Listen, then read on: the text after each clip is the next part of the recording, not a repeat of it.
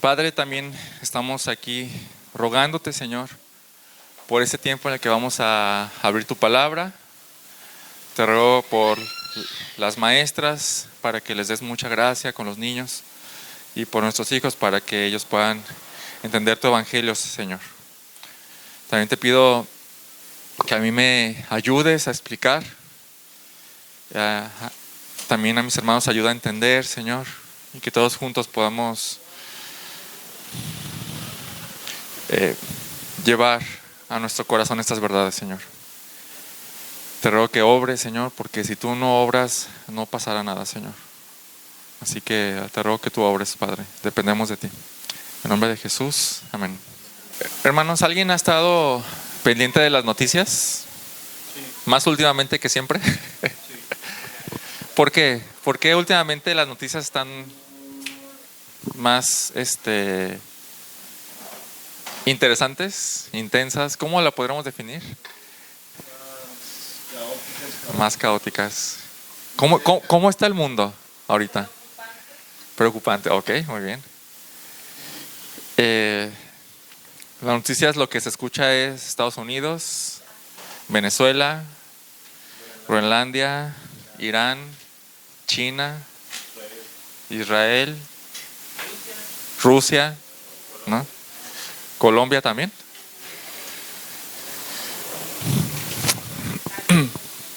Sí. Y una pregunta seria de mucha gente podría ser: ¿en dónde está Dios? Y quiero comenzar este mensaje hablando de todo lo que está pasando, ¿no? Que algunos podríamos pensar que se está acercando el fin, ¿no? Pero no lo sé.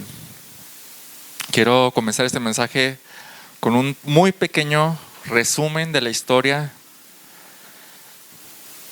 con la perspectiva en los reinos e imperios desde el inicio del mundo. Y con esto espero que podamos entender en dónde nos encontramos. Y después continuaré con la pregunta: ¿qué tiene que ver Dios con todo esto? Comenzamos allá en el oriente, ¿no? Recuerden que de qué lado inició la humanidad, ¿no? Y en el año aproximado de 2334 a 2154 inicia el primer imperio o primer gran imperio. Y este imperio se llama el Imperio Acadio, que de hecho se menciona en la Biblia. En Génesis 10:10.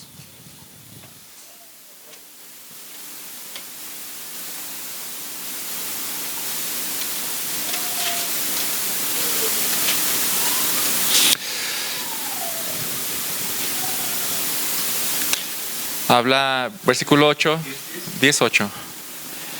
Génesis habla de un guerrero que se llama Nimrod, ¿no? Dice: quien llegó a ser el primer poderoso de la tierra. Este fue vigoroso cazador delante de Jehová, por lo cual se dice así como Nimrod, vigoroso cazador delante de Jehová. Y fue el comienzo de su reino Babel, Erec, Akkad, de ahí viene la palabra Acadio, el imperio Acadio, y Calne. Bueno, después de este gran imperio surge el imperio nuevo egipcio del 1550. Bueno, el imperio anterior duró como 180 años más o menos. Este nuevo imperio egipcio dura aproximadamente 480 años, perdón, de 1550 al 1070 antes de Cristo. En este tiempo es donde los israelitas caen bajo la esclavitud egipcia. Entonces, en esta época se encuentran personajes como Abraham, Isaac, Jacob, los 12 hijos, José, incluyendo a José, que fue el medio por el cual Israel entró en Egipto, ¿no? Después, el siguiente gran imperio es el imperio de Asiria, que y su imperio duró aproximadamente 300 años. Fue del 911 al 609 antes de Cristo. ¿Cómo nos vamos acercando hacia esta época, ¿no? Si lo recuerdan, el reino de Israel estaba dividido en dos: el reino del norte, el reino del sur, ¿no? Asiria, el imperio asirio fue el que conquistó al reino del norte, a quien se llamaba Israel, ¿no? Y el reino del norte, que era los judíos o Judá, quedó ahí pendiente.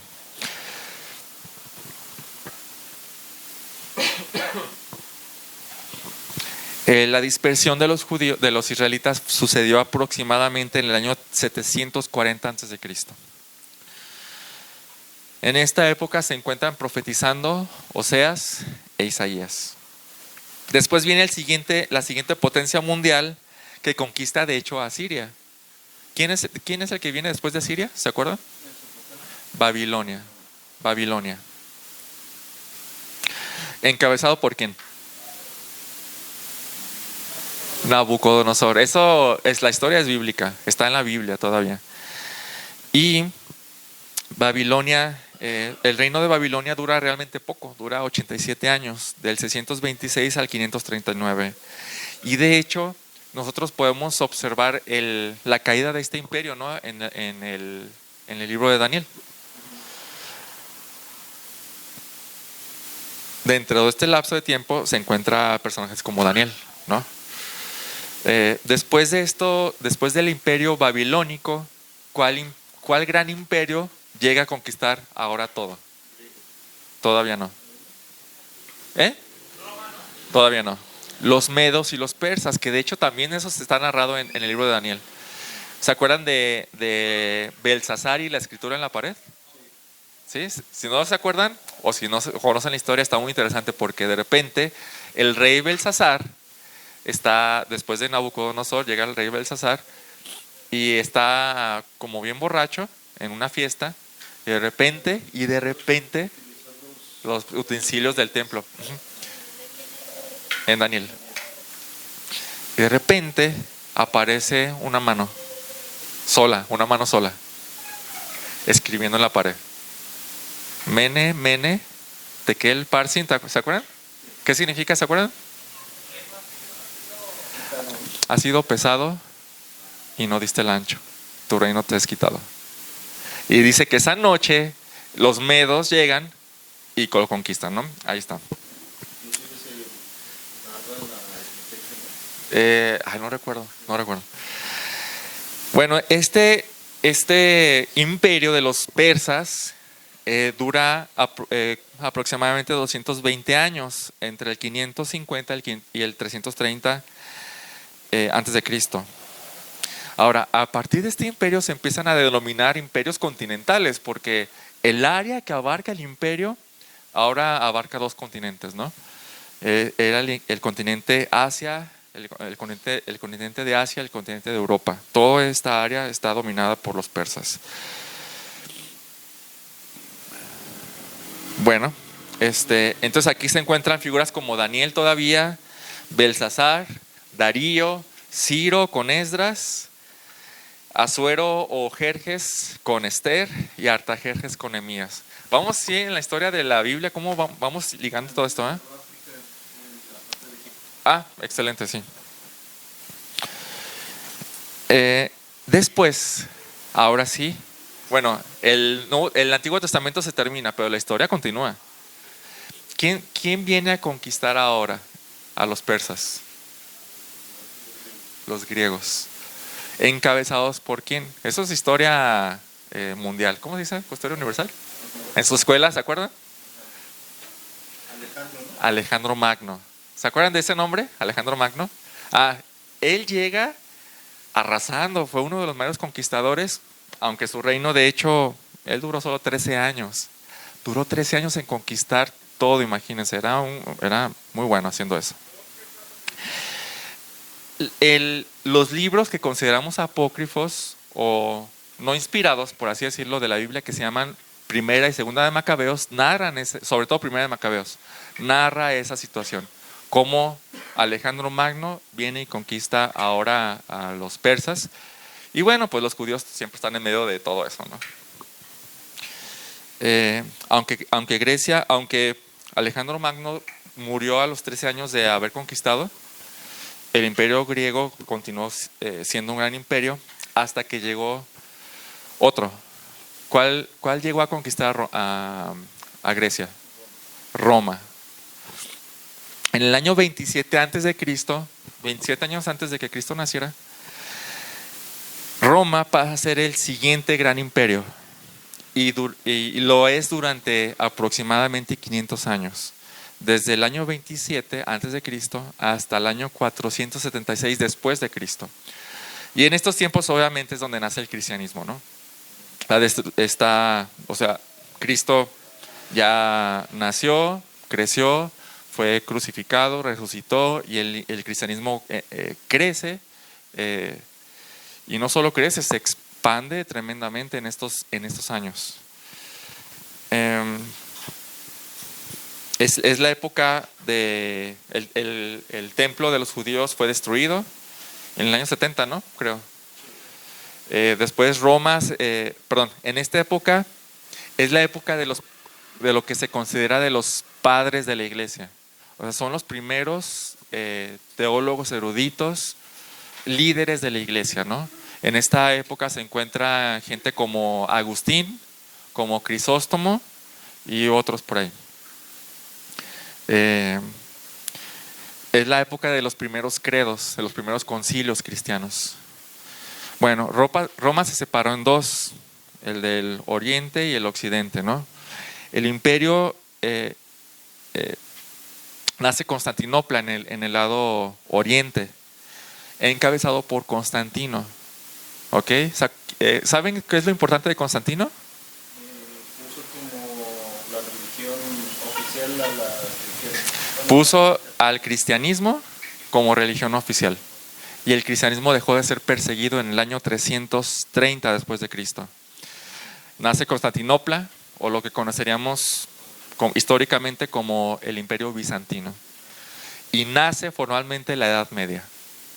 El avance tecnológico y de conocimiento frena. Y entonces también le conocemos como la Edad Oscura, ¿no?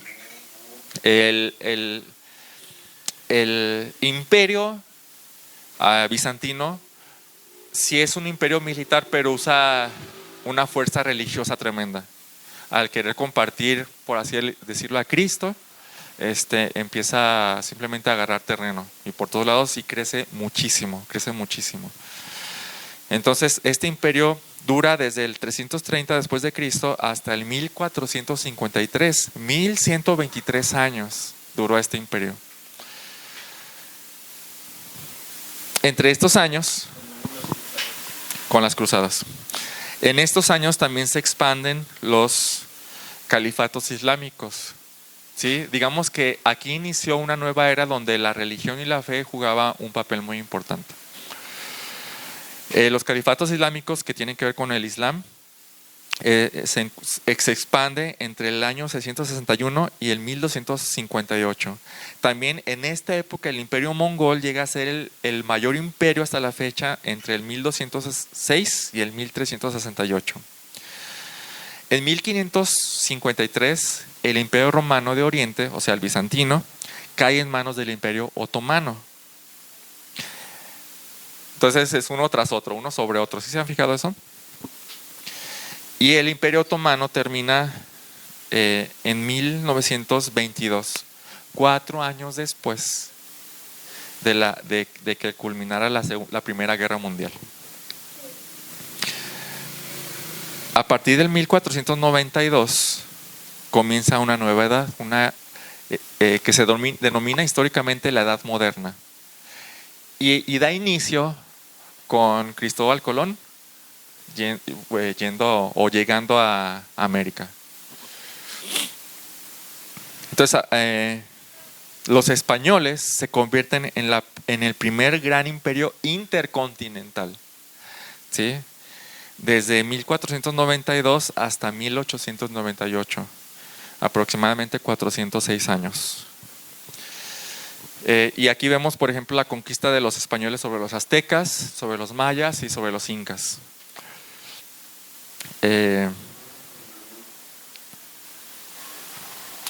Y también la conquista es con motivos religiosos también, ¿no? O con pretextos también religiosos. Quieren traer el evangelio aquí a América, ¿no?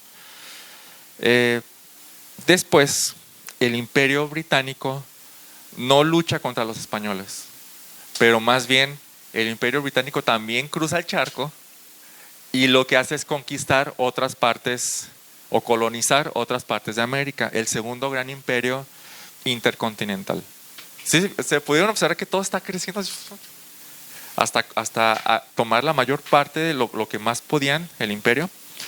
Bueno, el imperio español se expandió hasta tomar el 21%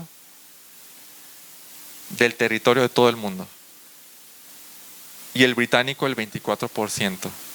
O sea, si pudiéramos ver en un mapa el imperio rojo y el imperio azul, por así decirlo, casi el 50% del mapa pertenecía a todo, nomás a estos dos imperios. Bueno, la duración del imperio británico duró de 1600 a 1950, el siglo pasado apenas. Ya se escucha todo muy cercano, ¿no? Después de esto, ya la historia comienza a ser muy minuciosa. Independencias, revoluciones, guerras. Bueno, ahí están las dos guerras mundiales, ¿no? Y todo esto viene a conformar un nuevo orden mundial. Ya pasa de ser imperios a ser naciones separadas.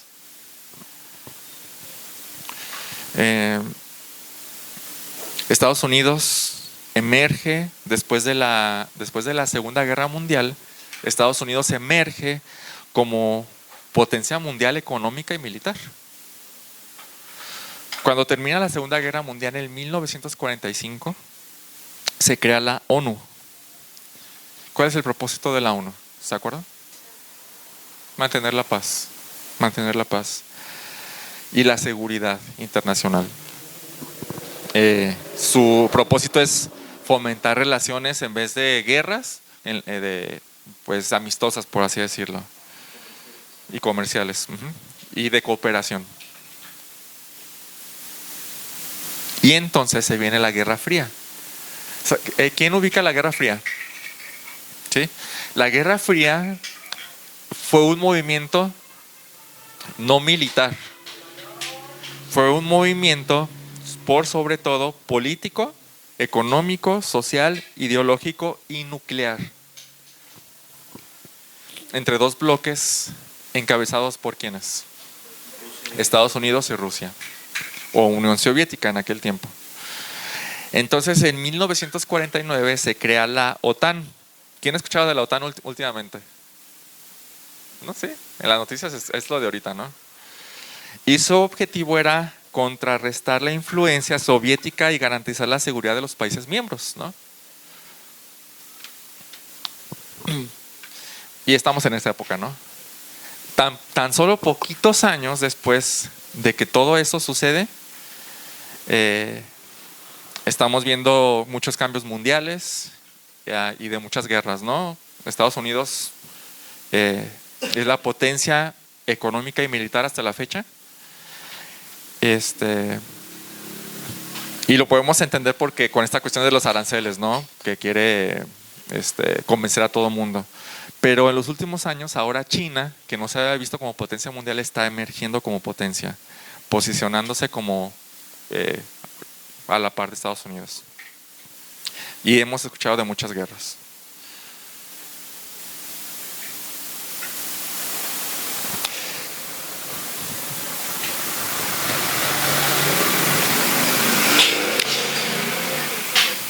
La ONU, la ONU, estaba pensando en esto. ¿Por qué estamos en paz? ¿Por qué estamos en paz? ¿Por qué los reinos están en paz? Yo no creo que quieran la paz en sí. Yo creo que más bien todo el mundo en aquel tiempo se dio cuenta que dos potencias podían destruir el mundo. Y dijeron ya, hasta ahí. Bueno, creo que estamos en las guerras, estamos con todos los cambios políticos y pues si vemos la historia, no es nada nuevo. ¿Verdad que no? Es solamente la historia. Es la historia. Son ciclos, exactamente. Y si viéramos una línea de tiempo, el espacio que ocupa el mundo, o sea, imagínense desde el año 2200 antes de Cristo, ¿no? Hay que hacer una línea de tiempo con todos los reinos, algunos pequeños, algunos duraderos, algunos muy cortos. ¿Dónde estaría esta última etapa que hemos vivido de paz? Desde 1950 hasta el 2026, ¿cuánto es? 81 años. ¿Dónde estaría? Estamos en el último, pero es bien chiquito, ¿sí? ¿Qué podemos esperar? Ciclos.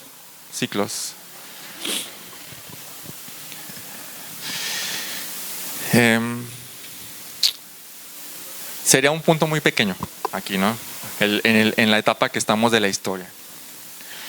Y obviamente la verdad es que hice un resumen muy simple, pero creo que nos da una idea del panorama mundial histórico, ¿ok?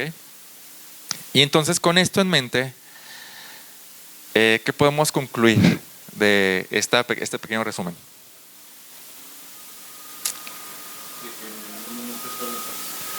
Que el mundo nunca estaba en paz, ¿ok? ¿Qué más? ¿Es normal eso? Ajá. Muy normal. Sí. O sea, siempre va a haber eso, ¿no? Por territorio que tiene recursos y gobernar a más gente, ¿no? Porque entre más gente, obviamente, es mejor el imperio. Yo me sentí pequeño. O sea, estamos en una etapa muy pequeña y yo estoy en un lugar muy pequeño donde realmente, dijo la palabra Israel, somos efímeros, o sea, duramos tan poco. Bueno, no voy a hablar de eso. Es una pequeña introducción para entrar con el verdadero tema. ¿Dónde ha estado Dios durante toda la historia? ¿Dónde ha estado Dios? La respuesta es: siempre ha estado ahí. Siempre ha estado ahí. No como otro de los reinos del mundo, como lo acabamos de ver, sino en un reino que está sobre todos los reinos, reinando. ¿Recuerdas su nombre, Rey de Reyes? Es exactamente lo que significa, Rey de Reyes. O sea, tú gobiernas sobre todos los reyes. Si todos los reyes y gobernantes del mundo fueran niños y estuvieran jugando en un cuarto o en una casa, Dios sería el dueño de la casa. Él los cuida, Él les dice qué hacer y Él los reprende, aunque sean niños berrinchudos y desobedientes. Ese es el panorama, mundial histórico. Dios sería el dueño de la casa y todos los demás serían niños. Creo que esto que acabo de decir es muy bien ilustrado por Salmo 2. Vamos para allá, Salmo 2.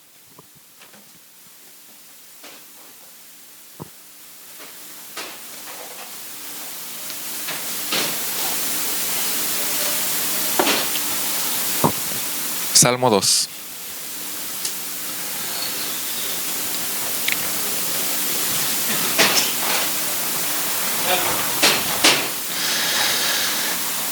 ¿Ya estamos ahí? ¿Por qué se sublevan las ¿qué? Naciones? ¿Y los qué? Los pueblos traman cosas vanas. Se levantan los reyes de la tierra. ¿Y quién más? Y los príncipes o gobernantes traman unidos contra el Señor y contra su ungido, o sea, su elegido, diciendo: rompamos sus cadenas y echemos de nosotros sus cuerdas. El que se sienta, fíjense bien en esto, el que se sienta como rey en los cielos se ríe.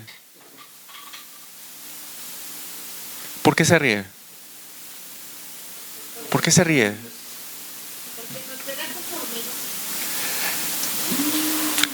¿Es mi creación de verdad? ¿Mi creación de verdad está haciendo eso?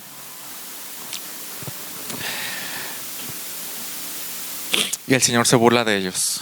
Luego les hablará en su ira y en su furor los aterrará, diciendo: pero yo mismo he consagrado a mi rey sobre Sión, mi santo monte. Ciertamente anunciaré el decreto del Señor que me dijo: mi hijo eres tú, yo te he engendrado hoy.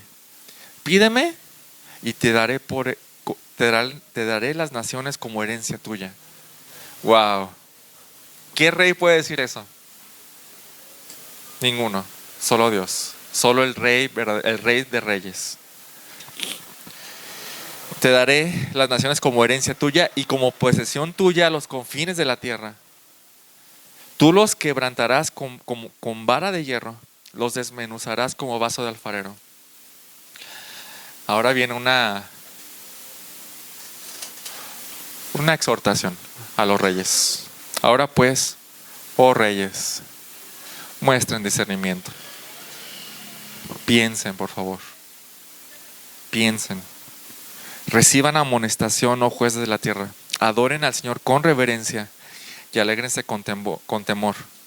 Honren al Hijo para que no se enoje y perezcan en el camino, pues puede inflamarse de repente su ira. Mas cuán bienaventurados son todos los que en Él se refugian. Si podemos ponerlo en perspectiva y vemos el panorama mundial, ¿no? Y como dijo la hermana Leti, pues es preocupante, ¿no? Pero después, si lo ponemos en perspectiva, decimos: Dios está ahí y está sobre ellos, está dirigiendo todo. Dios es y ha sido el soberano sobre todas las naciones a lo largo de toda la historia. A lo largo de toda la historia. Él gobierna ordenando y gobierna permitiendo. Y nada se le sale de sus manos. Lo que está pasando en estos tiempos no se sale de sus manos. De hecho, Él está planeando. Él tiene todo el control. Total control. Hubo una ocasión en que un rey no le dio la gloria a Dios y Dios le dio una gran lección. Nabucodonosor, ¿se acuerdan qué pasó con él? Fíjense. Si quieren, acompáñenme por favor, Daniel 4. Daniel 4, 30, 32. Nabucodonosor, el rey de Babilonia, que conquistó al reino del sur, a Judá, de repente pues se paseaba en la azotea de su palacio. Y el versículo 30 dice así: y el rey reflexionó y dijo: ¿no es esta la gran Babilonia que yo he edificado como residencia real, con la fuerza de mi poder y para gloria de mi majestad? Fíjense cómo lo menciona Daniel. Aún estaba la palabra en la boca del rey cuando una voz vino del cielo: Rey Nabucodonosor, a ti se te declara: el reino te ha sido quitado y serás echado de entre los hombres, y tu morada será con las bestias del campo. Te darán hierba para comer como el ganado, y 7 años pasarán sobre ti, hasta que reconozcas que el Altísimo domina sobre el reino de los hombres y que lo da a quien Él le place. ¿Podemos decir eso de Sheinbaum? Claro. ¿Quién le dio el poder a Sheinbaum? ¿Quién le dio el poder a Trump? ¿Quién le dio el poder a Putin? Dios es el que está sobre todo. Pero este tipo de versículos nos hace ver bien abajo, bien real, ¿no? Bien conectado con lo que pasa ahorita.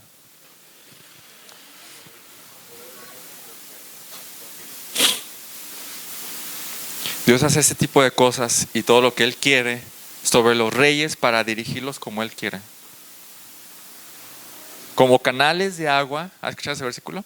Como canales de agua es el corazón del rey en la mano del Señor. Él lo dirige donde le place.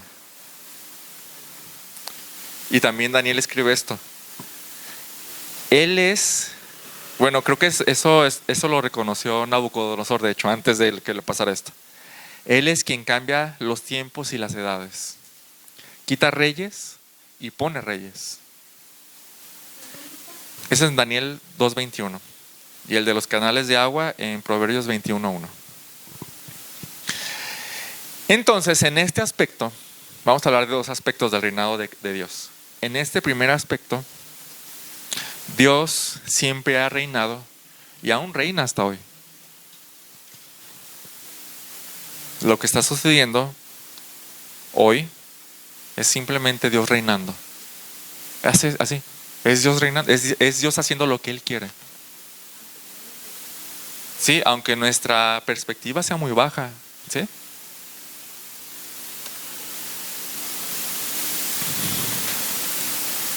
Ahora, si incluyo el reino de Dios en esta línea temporal, ¿en dónde estaría? Abarcando desde el principio, termina el reino mundial y Él sigue, ¿eh? El reino de Dios es trascendente, Él va a seguir.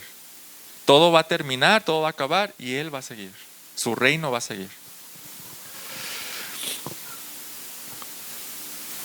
Bueno, entonces, pensando en el pasaje que nos toca leer hoy, ¿qué estamos leyendo? ¿Qué estamos estudiando? La oración del Padre Nuestro. Padre nuestro, que estás en los cielos, santificado sea tu nombre, venga tu reino. Venga tu reino. Pero ¿por qué pedimos que su reino venga? ¿Quién no ya reina sobre todo?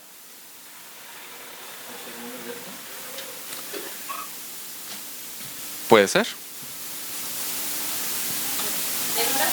Sí. Pues si quieres con el micrófono, por favor. Ya me distorsioné toda porque se supone que el rey de este mundo es Satanás, ¿no?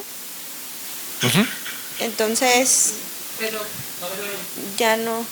Que si te puedes pegar más el micrófono porque no se escucha. Que se supone que el rey de este mundo es Satanás.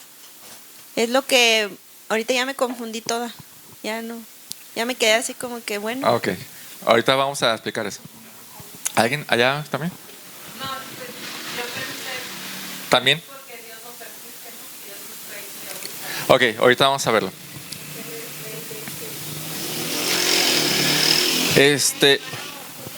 Sí, perdón, hermano. Sí, nada más para compartir que sí, lo que dice la hermana, si leemos la carta de los Corintios en el capítulo 2, no, en la segunda de Corintios 4:4, dice que el Dios de los entenebrecidos es Satanás. Entonces, yo entiendo, hermano, cuando dice ahí en la oración de venga Señor tu reino, que es el clamor fiel de la iglesia a través de la fe, pidiendo que venga el reino de Dios para que ya se ejerza la justicia y el poder de Dios en la tierra. Excelente. Vamos a entrar a todo eso. Pero igual vamos a empezar con esta duda.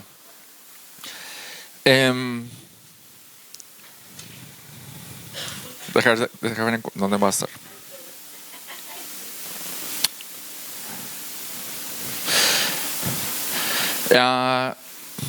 Ahorita la respondo. Bien, entonces, sí, o sea, Israel y el hermano Jorge sí, hablan de un cierto aspecto en el que venga tu reino, ¿no? Vamos a hablar de otros aspectos. Pero antes de eso, quiero saber qué significa el reino. ¿Sí? Hermanos, ese es un tema muy extenso. Un pastor dijo, es la oración más pequeña, venga tu reino, la oración más corta, pero es la más extensa, de verdad, es la idea más extensa. El reino de Dios abarca toda la Biblia, Desde Génesis hasta Apocalipsis, todo se trata del reino de Dios. Todo se trata del reino de Dios. Así de importante es el reino. Bueno, entonces, ¿qué es lo que estamos pidiendo? ¿Qué significa? ¿Qué no? La pregunta, ¿qué no ya reina? Pues, ¿por qué pedimos que ya venga a reinar? ¿No? Entonces, como bien lo dijeron, aunque Dios siempre ha reinado y reina hasta hoy, no reina absolutamente. ¿A qué me refiero? Aunque Dios está sobre todo y está dirigiendo y poniendo, quitando como Él quiere, aún no recibe obediencia completa como rey. ¿Qué pasaba con los súbditos cuando no se le obedecía a un rey? ¿Qué pasaba con él? O cárcel o cuello. ¿Sí? Eso pasaba. Pregunta, ¿el rey de reyes se dará con menos? No. Entonces, lo que estamos pidiendo cuando le pedimos a nuestro Padre que su reino venga, estamos hablando de gobierno. Cuando estamos hablando de reino, quiero que pensemos en gobierno. ¿Sí? Nosotros pensamos en reino anteriormente, ahorita las son naciones. Pero ¿qué hacen los súbditos? Posiblemente se adecúan a su nación, ¿no? ¿Qué debe hacer un súbdito? Acatar el gobierno de quien lo gobierna. Básicamente, entonces, cuando pensamos en reino, hay que pensar aquí en reinado, en gobierno. Y entonces lo que pedimos es que todo mundo te obedezca. Que todo el mundo se ponga debajo de ti y que tú lo gobiernes.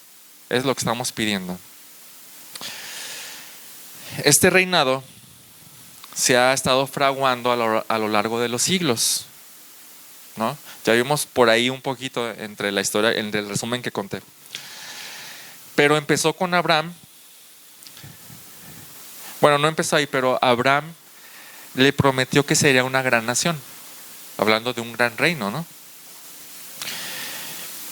Y sí creció la nación, ¿verdad? Nació Isaac, Jacob, sus 12 hijos, y entraron, ¿cuántas personas entraron a Egipto? ¿Se acuerdan? 72 personas entraron a Egipto, 72. ¿Y cuántos salieron?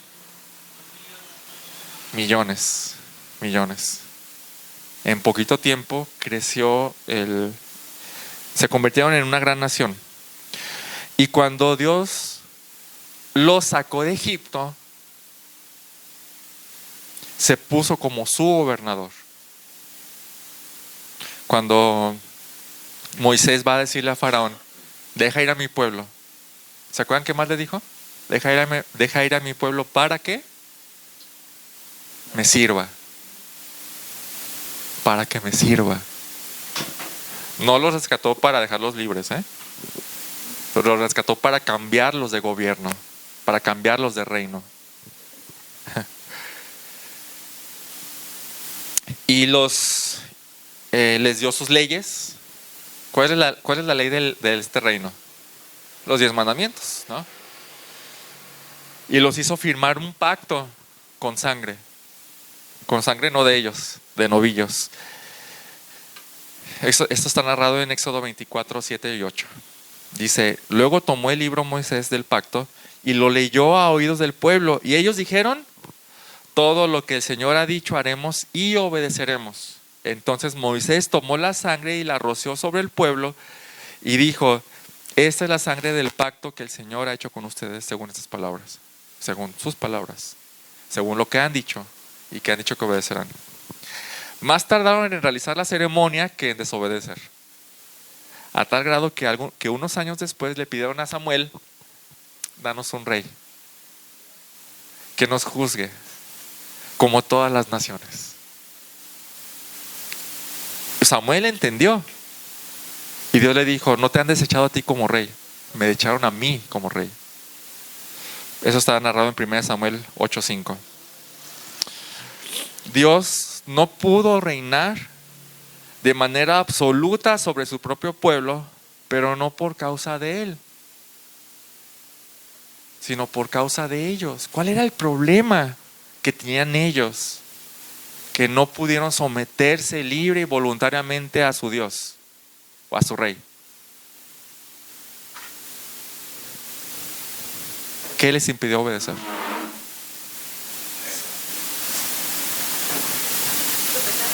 El pecado. El pecado lo hace no difícil, imposible. Imposible. Otro reino más poderoso que todos los reinos del mundo estaba en medio, el reino de las tinieblas. ¿Qué queremos decir con el reino de las tinieblas? El gobierno de Satanás, el gobierno del pecado, el gobierno, sí, básicamente esos dos, el gobierno de Satanás y el gobierno del pecado. ¿Qué significa eso? El dominio de Satanás y del pecado sobre el hombre. No los deja libres.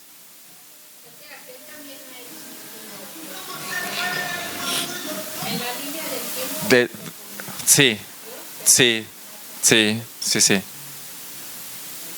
Y entonces hay dos reinos.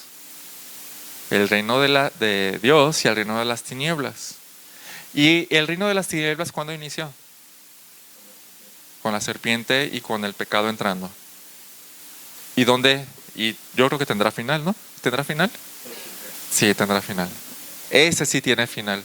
Aunque sí es duradero, aunque sí es universal, porque nadie se escapa de ese reino, a menos que Cristo lo salve, o lo rescate y lo traslade a su reino. Es duradero, es universal. Entonces, Dios tiene algo grande planeado y se lo prometió a David. Vamos a 2 de Samuel. 2 de Samuel 7, por favor.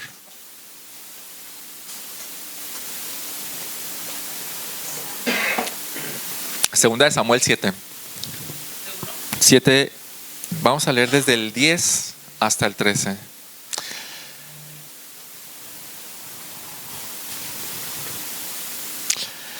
David quiere hacerle un templo, pero Dios le dice, tú no.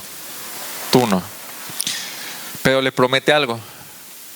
Versículo 10. Asignaré también un lugar para mi pueblo Israel y lo plantearé ahí a fin de que habite en su propio lugar y no sea perturbado de nuevo, ni los malvados los aflijan más como antes, desde el día que ordené que hubiera jueces sobre mi pueblo Israel. O sea, habitarán en un lugar tranquilo, siempre, y no volverán a ser molestados. A ti te daré, le dice Dios a David, a ti te daré reposo de todos tus enemigos. Y el Señor también te hace saber esto, que el Señor edificará una casa. Cuando tus días se cumplan y reposes con tus padres, levantaré a tu descendiente después de ti, el cual saldrá de tus entrañas, y estableceré su reino. Él edificará casa a mi nombre, y yo estableceré su trono, el trono de su reino para siempre. ¿A quién se refería? Podría parecerse a Salomón, ¿no? Pero ¿duró para siempre el reino de Salomón? No.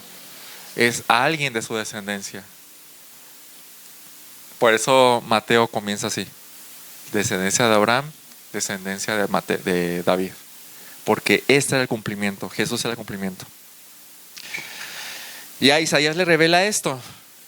Isaías 9, el 6 al 7, no lo busquen. Porque un niño nos ha nacido, un hijo nos ha sido dado, y la soberanía reposará sobre sus hombros, y se llamará su nombre Admirable Consejero, Dios Poderoso, Padre Eterno, Príncipe de Paz. El aumento de su soberanía y de la paz no tendrá fin. Fíjense bien lo que dice: el aumento va a ir en aumento todo el tiempo, sin final. No tendrán fin sobre el trono de David y sobre su reino, para afianzarlo y sostenerlo con el derecho y la justicia desde entonces y para siempre. ¿Y quién se va a encargar de que se cumpla esto? Dice, el celo del Señor de los ejércitos hará esto. Lo hará. Ven cómo se está fraguando o sea, está fraguándose el reino, ¿no? Todavía no ha salido a la luz, pero ahí está, poco a poco, poco a poco. Y a Jeremías le dice esto: vienen días, declara el Señor, en que haré con la casa de Israel y con la casa de Judá un nuevo pacto. No como el pacto que hice con sus padres el día que los tomé de la mano para sacarlos de la tierra de Egipto. Mi pacto que ellos rompieron, aunque yo fui un esposo para ellos, declara el Señor. ¿Se acuerdan cuál era el problema del antiguo pacto? El pecado. El pecado. Y un corazón que amaba el pecado. Porque este es el pacto que haré con la casa de Israel después de aquellos días, declara el Señor. Pondré mi ley dentro de ellos y sobre sus corazones la escribiré. ¿Qué va a pasar con eso? Entonces, ahora sí el pacto va a funcionar. El súbdito va a amar, cumplir la ley de Dios. Va a amar a su rey. Y dice, entonces yo seré su Dios. O podría decirse, hasta entonces yo seré su Dios y ellos serán mi pueblo.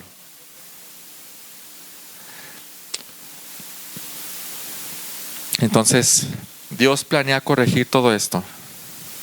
El pecado está reinando en los corazones de todo el mundo. Y si alguien lo obedece es externo, por conveniencia o porque le resulta, pues si no me va a ir mal. Y Dios planea corregir todo esto. ¿Cómo? ¿Cómo planea corregir todo esto? Mediante Jesús. Cuando llegó Jesús, el imperio romano estaba en su auge y todo Judea estaba bajo su dominio. Lo podemos leer en los evangelios, ¿no? Pero había una realidad más alta que eso. Realmente, y mucho peor, el pueblo estaba dominado por el pecado. Juan 8:31 dice, entonces Jesús decía a los judíos que habían creído en él, si ustedes permanecen en mi palabra, verdaderamente son mis discípulos y conocerán la verdad y la verdad los hará. Lo conocemos. Entonces ellos contestaron, somos descendientes de Abraham y nunca hemos sido esclavos. No sé qué traían en su cabeza, porque obviamente eran esclavos. ¿Cómo dices tú serán libres? Jesús le respondió, en verdad les digo que todo el que comete pecado es esclavo del pecado. Y el esclavo no queda en la casa para siempre, el Hijo sí permanece para siempre. Así que si el Hijo los hace libres, ustedes serán realmente libres, realmente libres. Él se fue hacia arriba, aunque estaban dominados por Roma, a Jesús no le importaba Roma. No le importaba derrotar a Roma. Le importaba, fue por un pez más grande, ¿no? El pecado. ¿Cómo haría esta liberación el Hijo, o sea Jesús? ¿Cómo lo va a hacer?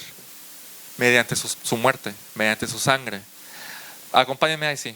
Romanos, por favor. Vamos a leer dos pasajes. Romanos, capítulo 6. Romanos, capítulo 6. Sí, adelante. Adelante.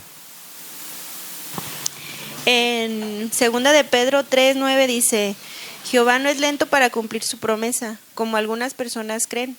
Más bien Él es paciente con ustedes porque no desea que ninguno sea destruido, sino que todos lleguen a arrepentirse. Excelente. Se me hace muy interesante porque pues está dando tiempo, ¿no? Para las personas que aún tienen algo de, bueno, que son buenas, todavía crean en Él. Porque todavía hay gente buena. Bueno, más o menos. Bueno, yo pienso. No sé. Mira, todo mundo está en el reino de las tinieblas. Uh-huh. Todo el mundo tiene por amo al pecado. Y todo el mundo hace lo que el pecado quiere. El pecado es un amo cruel. ¿Sí? Los hostiga hasta que los deja cansados. ¿Y la paga cuál es? La muerte eterna. O sea, es un amo cruel. Uh-huh. Y nadie va a cambiar hasta que Jesús los arrastre a su reino. Ahí es cuando la gente, por así decirlo, se hace buena. Hasta ese momento. Antes no, antes todos son pecadores. Todo el mundo es pecador y todo es malo. Todo el mundo es ofensivo a Dios. De ahí viene la misericordia de Dios. O de ahí la misericordia de Dios, en donde así como estás, siendo mi enemigo, pecando tanto, ven, te traigo para acá. Pero muy buen versículo. Sí, Dios es paciente, definitivamente. Romanos 6:6. Y sabemos esto, que nuestro viejo hombre fue crucificado con Cristo, para que nuestro cuerpo de pecado fuera destruido, a fin de que ya no seamos, ¿qué? Esclavos del pecado. Porque el que ha muerto ha sido libertado del pecado. Y si hemos muerto con Cristo, creemos que también viviremos con Él, sabiendo que Cristo, habiendo resucitado de entre los muertos, no volverá a morir. La muerte ya no tiene dominio sobre Él. Porque en cuanto a que Él murió al pecado de una vez para siempre. Pero en cuanto Él vive para Dios. Así también ustedes considérense o sépanlo, que son muertos para el pecado, pero vivos para Dios en Cristo Jesús. Por tanto, no reine el pecado en su cuerpo mortal, para que ustedes no obedezcan a sus lujurias. Hay que quedarnos con esto en mente y déjenme leerles Hebreos 2:14. Así que, por cuanto los hijos participan de carne y de sangre, también Jesús participó de lo mismo, para anular mediante la muerte el poder de aquel que tenía el poder sobre la muerte, es decir, el diablo. Entonces, la pregunta era, ¿cómo Jesús va a liberar a su pueblo? Mediante su muerte. ¿Qué obtuvo la muerte de Cristo? Libertad del pecado. Ya no más lo obedecemos. No tenemos por qué obedecerlo. Si pecamos es por otra razón. No porque nos obliga. A los no creyentes, el pecado ni lo sienten, pero los obliga. A veces ni quieren, pero hay un impulso que los lleva a pecar. ¿Sí? Un impulso que les gusta también, ¿no? ¿Qué obtuvo Jesús mediante su muerte? También obtuvo la libertad de la muerte. Ya no vamos a morir. ¿Y qué obtuvo también Jesús? La libertad del diablo. Ya no es nuestro amo.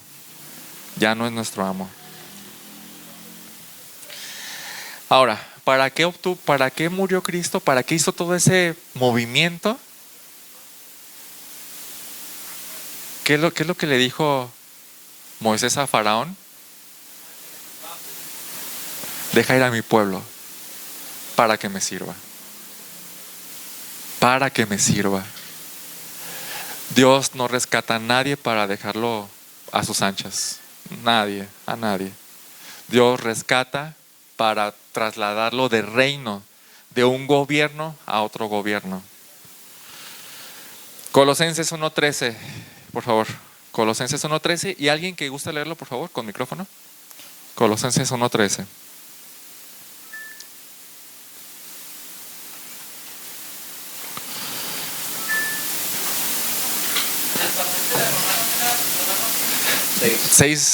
Romanos 6:6 al 12. Por favor. Colosenses 1:13 y 14. ¿Quién gusta leerlo? Con micrófono.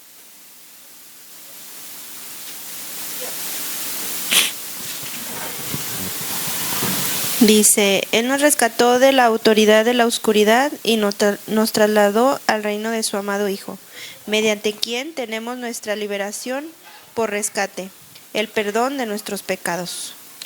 Muy obvio, ¿no? Muy claro ahí, ¿no? ¿Y el 15? Nos libró del dominio de las tinieblas para trasladarnos ¿a dónde? Al dominio o reinado o gobierno de su Hijo amado. Y habla de la redención, y esa versión lo dijo muy bien, la liberación, ¿no? El rescate. ¿Para qué nos trasladó? Ya lo dijimos, para estar bajo su gobierno, para que le sirvamos. Tito 2:14 dice, Él se dio por nosotros para redimirnos de toda iniquidad y purificar para sí un pueblo para posesión suya, celoso de buenas obras. Esas buenas obras quiere decir lo que a Él le agrada.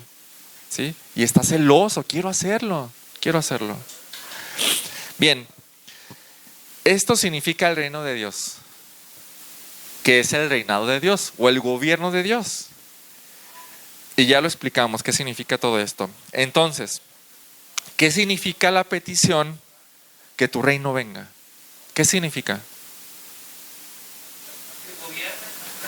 Tú gobierna, que tú gobierna, Señor. ¿Sí? No el pecado, no lo que nos digan aquí, viéndonos más abajo que está conectado. No lo que nos digan aquí, si el gobierno mexicano dice ya no pueden disciplinar a sus hijos, ¿qué dice Dios? No, sí lo voy a disciplinar. Tengo que hacerlo porque Dios lo dice. Si nos dicen, si a mí me dicen tienes que casar a homosexuales, no puedo. ¿Sí? En Estados Unidos ha pasado eso, los obligan.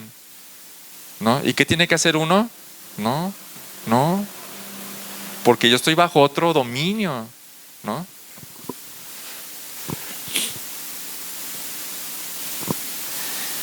Debemos ver esta petición en tres aspectos. Estamos pidiendo, Señor, que venga tu reino. Y debemos verlo en tres aspectos por igual, ¿ok? Primer aspecto.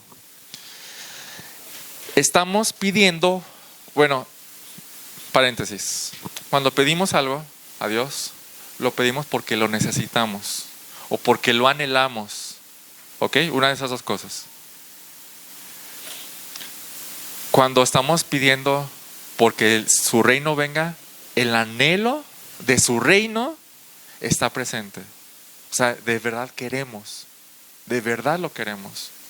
Entonces la primera perspectiva de esta petición es que estamos pidiendo con anhelo la expansión de su reino, ¿ok? O de sus gobiernos en este mundo.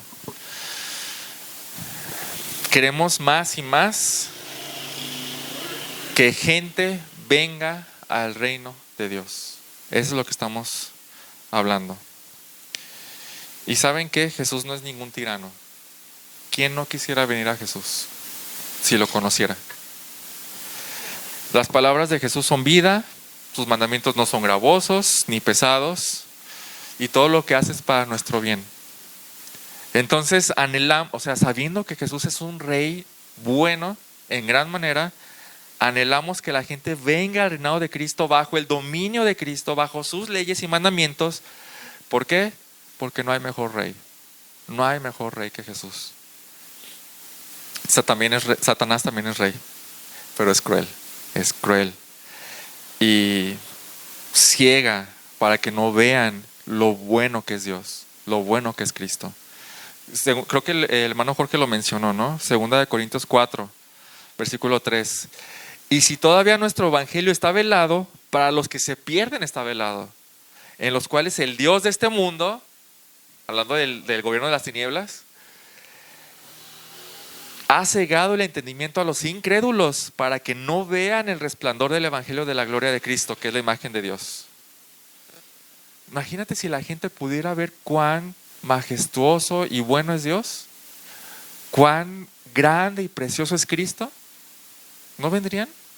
Sí vendrían. Entonces ahí está nuestro trabajo. Enseñarles, orar, porque es un trabajo sobrenatural. Nadie va a venir al Padre si Cristo no lo arrastra.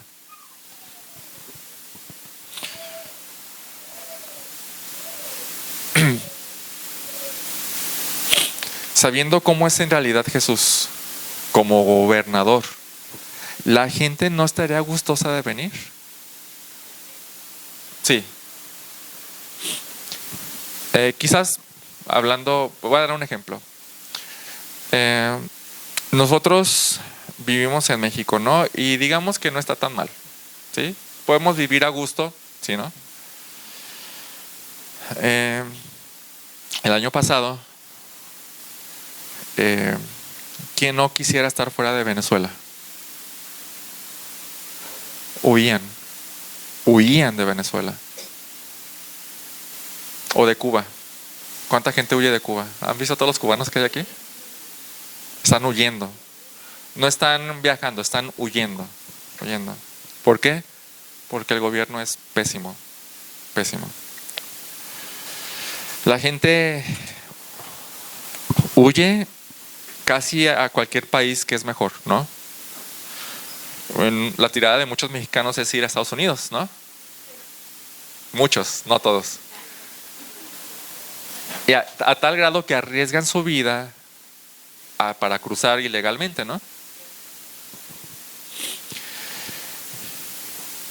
Algunos quizás quisiéramos ir a países mejores, ¿no? Bueno, no hay mejor reino que el reino de Cristo. Y como nosotros lo sabemos, queremos que todo el mundo se entere que es el mejor reino. Si la gente supiera, anhelaría entrar, se esforzaría tanto por entrar.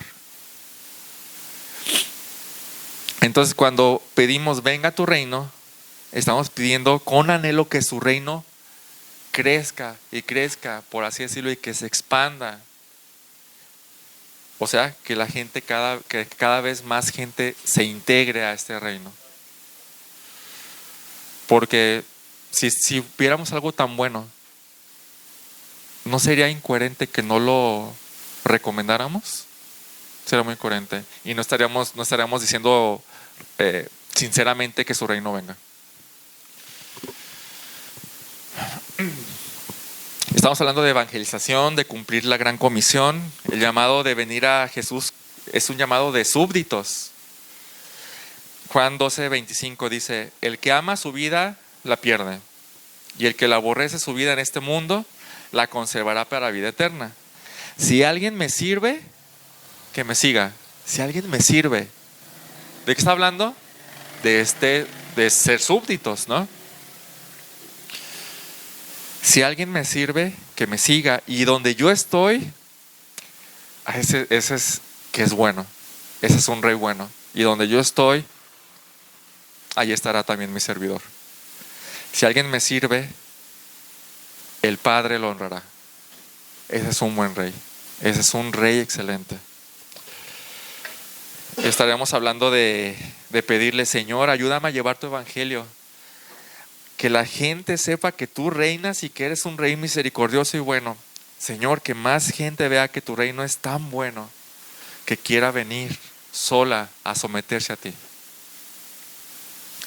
Esa es una. Dos, la segunda perspectiva. Estamos pidiendo con anhelo su gobierno en mi vida. ¿Ya obedezco completamente al Señor? ¿Ya obedezco completamente al Señor? ¿No? Esa es una realidad. Al que Jesús rescata, como ya lo leímos en Juan, ha sido libre del pecado. El que es rescatado ya, el que ya es trasladado al nuevo reino, ya no desea el pecar, ya no desea el pecado, sino que desea agradar a su Rey Jesús. Pero hay algo de lo cual aún no nos ha liberado. Todavía no. ¿Qué es? Nuestro cuerpo de pecado, la carne, el viejo hombre, todo es lo mismo. Pero esa liberación está por venir. Romanos 7 dice, Romanos 7:22, porque en el hombre interior me deleito con la ley de Dios, pero veo otra ley en mis miembros de mi cuerpo que hace guerra contra la ley de mi mente y me hace prisionero de la ley del pecado que está en mis miembros. Y dice Pablo: miserable de mí, ¿quién me librará de este cuerpo de muerte? Todo verdadero cristiano tiene esta lucha y la mantendrá esta lucha hasta el final, hasta que se muera o hasta que Cristo venga. Y entonces cuando Cristo venga o cuando muera el cristiano, ya no tendremos nada que ver con el pecado, nunca más. Quiero leerles otro pasaje, 1 Corintios 15, por si me quieren acompañar. 1 Corintios 15, 51. Así que les digo un misterio: no todos dormiremos, pero todos seremos transformados en un momento, en un abrir y cerrar de ojos, a la trompeta final. Pues la trompeta sonará y los muertos resucitarán incorruptibles y nosotros seremos transformados. Porque es necesario que esto corruptible, o sea, con toda la mancha que tenemos, se vista de incorrupción. y esto mortal se vista de inmortalidad. Pero cuando esto corruptible se haya vestido de incorrupción y esto mortal se haya vestido de inmortalidad, entonces se cumplirá la palabra que está escrita: devorada o sorbida ha sido la muerte en victoria. Y entonces ya no habrá pecado, jamás, jamás. ¿No sienten algo aquí así como que, ya, Señor, ya? Ese anhelo es por lo que pedimos: Señor, ya ven, que venga tu reino, que venga tu reino. Y mientras tanto, mientras viene, porque no sabemos cuándo va a llegar, mientras viene, luchamos contra este cuerpo, contra esta carne o contra el viejo hombre, para no darle lo que quiere. No vamos a dejar que Él reine. ¿Quién va a reinar? ¿Quién queremos que reine? Nuestro Señor. Queremos que reine y decirle: Señor, que tu gobierno venga, que tu gobierno venga aquí también. Y oraremos así: Señor, anhelo obedecerte sin reservas, lo anhelo, ayúdame a hacerlo mientras llegas. Y tercero, sí, estamos pidiendo con anhelo la llegada de su gobierno absoluto. Sí, lo estamos anhelando. Que Él viene es un hecho. ¿Quién lo cree? Es un hecho. Y cuando Él venga, terminará todo. Ya no habrá ni pecado, ni más dolor, ni más lamentos. Todo será perfecto, como en el Edén al principio. Pero va a ser un paraíso eterno, gobernado absolutamente por Él. Y su reino será majestuoso. Vamos a poder ver al Señor en toda su gloria, reinando sobre nosotros. Aún allá no vamos a hacer lo que queramos. Aún allá vamos a ser gobernados. Pero está bien, porque es el gobierno de Dios. Dice Apocalipsis 22, 3-5. Ya no habrá más maldición. El trono, fíjense el lenguaje de gobierno. El trono de Dios y del Cordero estarán ahí, y sus siervos le servirán. Ellos verán su rostro y su nombre estará en sus frentes, y ya no habrá más noche. Y no tendrán necesidad de luz de lámpara ni de luz de sol, porque el Señor los iluminará y reinarán por los siglos de los siglos. ¿Cuánto anhelamos esto? ¿Cuánto anhelamos? Y podremos orar: Señor, ya ven a reinar. Que este reino absoluto ya venga. Para terminar, solo quiero que queden claras algunas cosas. Y después de esto, unas exhortaciones. Pregunta. Creo que esto lo dejamos fuera. ¿Cómo entra una persona al reino de Dios? ¿Cómo entra una persona? Por el Evangelio, por medio de Cristo. Nosotros compartimos el Evangelio y la gente dice: es que sí, lo oíamos hoy, ¿no? El mensaje requiere una respuesta. ¿Entras o no entras? Allí está la verdad. Sopésalo. ¿Entras o no entras? Y la gente dice: sí, creo. Sí, no hay otra manera. O no hay otra opción. Claro, Dios es... ¿Quién no quisiera estar con este Dios? Segunda pregunta. ¿Cómo vive uno dentro del reino de Dios o el reino de Cristo antes de que venga el reino absoluto? ¿Cómo vive una persona? Se lo repito. ¿Cómo vive una persona o un creyente en el reino de Cristo antes de su culminación? O sea, en este tiempo.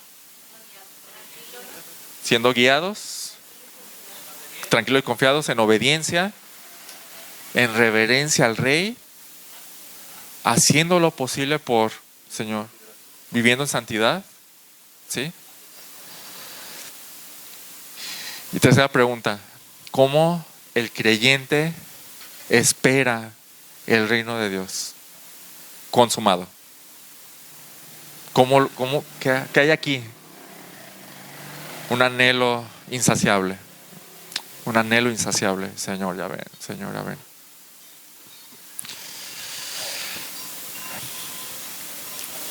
La primera exhortación es esta. ¿Estás preparado para que venga?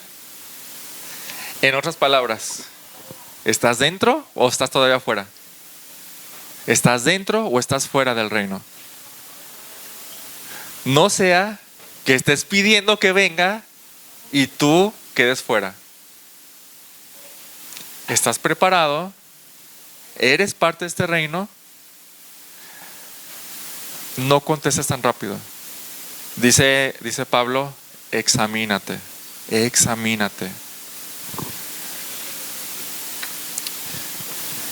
Lucas, este está muy bueno, muy bueno.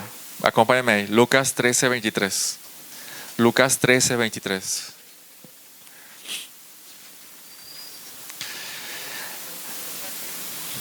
Lucas 13:23. Alguien le preguntó, Señor, ¿son pocos los que se salvan? ¿Cuál crees que es la respuesta de Jesús? Él les dice, esfuércense por entrar por la puerta estrecha, porque les digo que muchos tratarán de entrar y no podrán. Después de que el dueño de la casa se levante y cierre la puerta, y ustedes estando afuera comiencen a llamar a la puerta diciendo, Señor, ábrenos. Él respondiendo les dirá, no sé dónde son, yo no sé. Entonces comenzarán a decir, comimos y bebimos en tu presencia, o sea, venían a la iglesia, ¿no? Y se la pasaban bien aquí, por cierto. Y enseñaste en nuestras calles, y Él les dirá, les digo que no sé dónde son, apártense de mí, yo de verdad no los conozco. Allí será el llanto y el crujir de dientes cuando, y aquí viene lo bueno, y esta es la conexión con el tema del reino. Allí será el llanto y el crujir de dientes cuando vean a Abraham, Isaac y Jacob y a todos los profetas en el reino de Dios, pero ustedes echados fuera. Ahí será el crujir y el lloro y el crujir de dientes. Ahí será. Pregunta. Dice ahí Jesús, esfuércense por entrar, esfuércense. Y dirían, ¿que no fue por fe? O sea, ¿es esfuerzo o fe? ¿No? El esfuerzo de la fe. O sea, ¿me esfuerzo en creer? No. Creo que este versículo lo dejará bien claro. Mateo 11:12. Es un versículo, parece enigmático, ¿ok? Pero ahorita les vamos a dar el sentido. Mateo 11:12. ¿Qué dice? Mateo 11:12. Y alguien que lo quiera leer con micrófono, por favor. Mateo 11:12. Cintia. Mateo 11:12. 12, ¿verdad? Mateo 11:12. Desde los días de Juan el Bautista hasta ahora, el reino de los cielos sufre violencia y los violentos lo arrebatarán. Excelente. Lo arrebatan. Hay algunas versiones, algunas formas de interpretar esto, pero creo que esta es una de las mejores. Desde los días de Juan el Bautista hasta ahora, el reino de los cielos sufre violencia y los violentos lo conquistan por la fuerza. ¿Qué significa? Miren, el reino de los cielos soportará la destrucción de la creación. ¿Ok? En Hebreos habla de una gran conmoción. Todo va a ser movido, ¿sí? Y lo único que va a quedar en el universo y en la creación es el reino de los cielos. La tierra, el cielo y la tierra pasarán, dice Apocalipsis. El reino de los cielos permanecerá firme. Es lo único que va a quedar. ¿Ok? Entonces ahora imagínate que estás a una semana. Eso es especulación e imaginación, ¿ok? Imagínate que estás a una semana de que la creación se destruya. ¿Ok? Y el reino de los cielos, pues imagínate que es un lugar físico, ¿no? La puerta está ahí, ¿no? Y la puerta es estrecha. Lo acaban de decir. También sabes que si no entras por esa puerta en menos de una semana, pasarás la eternidad sufriendo una condenación de máximo dolor. Eterno. No va a acabar. No hay esperanza para acabar. Si el dolor durara 1000 años, habría esperanza. No hay esperanza. Entonces no tienes opción. Sí o sí quieres entrar. Pero todo el mundo está igual. Quiere entrar porque se quieren salvar de la ira, ¿no? Simplemente te darías por vencido y te dirías, bueno, ya. ¿Qué harías? Imagínate esa puerta con todo mundo queriendo entrar. ¿Qué harías para entrar? ¿Qué harías para salvarte? Serías violento. Hay que luchar. Serías violento. Serías violento. Estarías desesperado y usarías violencia para entrar. ¿Eh? Sí. Y como te importa más tu vida que cualquier otra, tú agarrarías, quitarías, empujarías y, bueno, es una ilustración de la violencia.